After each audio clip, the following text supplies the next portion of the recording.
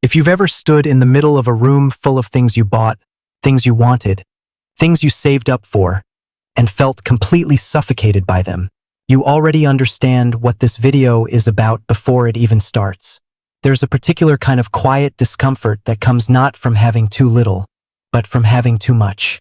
A closet stuffed with clothes and still, somehow, nothing to wear. A home full of furniture, decor, gadgets, and still, somehow, a feeling that something is missing. And one day, without a clear reason, something shifts. You start wanting to get rid of things, not just declutter, purge. You want empty corners. You want fewer choices. You want less. That feeling isn't random. And it isn't just about tidiness. It's psychological. And it goes much deeper than most people realize.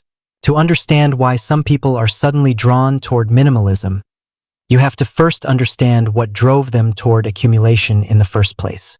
We live in a culture that taught us, very early and very consistently, that things mean something, not just utility, identity, the right shoes, the right car, the right home, the right aesthetic.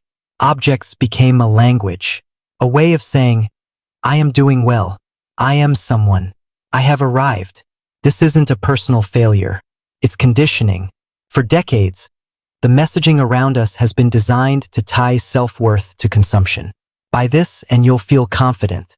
Own this and you'll feel successful. Upgrade this and you'll feel like you've moved forward in life. And for a while, it works. There's genuine dopamine in a new purchase, a brief but real sense of satisfaction. Psychologists call this retail therapy, not sarcastically. It genuinely does produce a short-term emotional lift. The problem is that it's short, and then you need another one.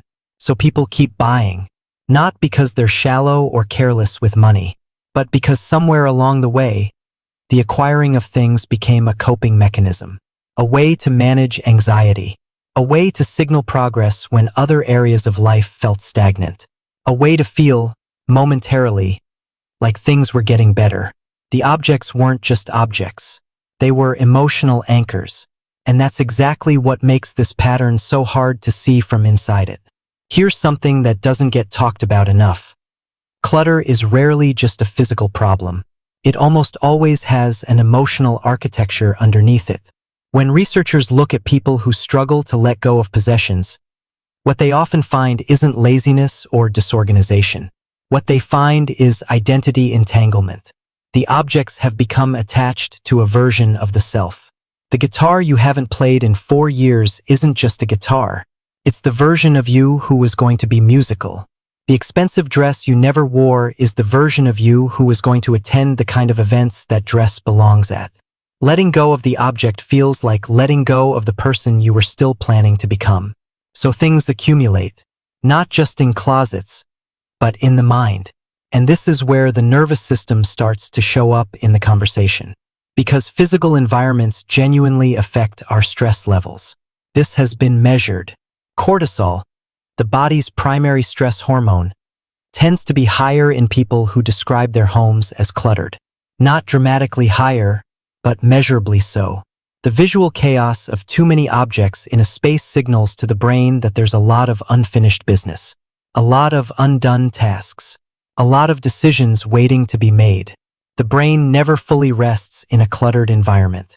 It keeps scanning, keeps tracking, keeps quietly cataloging everything that needs attention. That's not weakness. That's just how the nervous system processes visual information. It can't always distinguish between a cluttered room and an unresolved situation. Both register as something that needs to be handled. And here's where it gets interesting. The people most drawn to minimalism aren't typically people who never cared about things. They're often people who cared a lot, who bought in, fully, to the idea that things would bring satisfaction, who worked hard, accumulated deliberately, curated carefully, and then looked around one day and thought, why don't I feel the way I expected to feel? That question is important, because minimalism, at its core, is often less about aesthetics and more about disillusionment. It's a response to a promise that wasn't kept. The consumerist identity says, more will mean more. More things, more status, more options, more comfort. More will eventually feel like enough. But for many people, it doesn't. The threshold keeps moving. The satisfaction window keeps shrinking. And at some point, the accumulation starts to feel less like abundance and more like noise. Minimalism, then, becomes a kind of psychological rebellion, not against possessions themselves, but against the meaning that was attached to them, against the belief that owning things was the same as being something, against the exhausting work of maintaining, organizing, upgrading, and displaying a life that was supposed to signal happiness but didn't quite produce it. What people are often really seeking when they start emptying their homes isn't just physical space. They're seeking mental space, a reduction in the number of decisions the brain has to make, a quieting of the visual noise that keeps the nervous system slightly activated, a way to return to something simpler, not because simple is better in some moral sense, but because their system has been overstimulated for so long that simplicity now feels like relief. But here's the part that most people don't fully see coming. When you start stripping away the objects, something else starts to happen. A question that's been buried under layers of accumulation slowly surfaces. Who am I without all of this? It's an uncomfortable question, because for many people, the things around them have been doing a lot of identity work. The books on the shelf signal intelligence. The clothes signal taste. The home decor signals personality. The collection of things says, this is who I am, and here is the proof. So when the things start to go, the identity scaffolding shakes a little. And that discomfort is real. It's not superficial. It can genuinely feel like a kind of loss, not of objects, but of a version of the self that those objects were quietly representing. This is why minimalism isn't just a lifestyle choice. It's a psychological process. And it's one that often asks people to sit with a particular kind of vulnerability. The possibility that who you are might not need to be proven or displayed or curated at all. For some people, that realization is quietly liberating. For others, it's unsettling. For most people, it's both at once.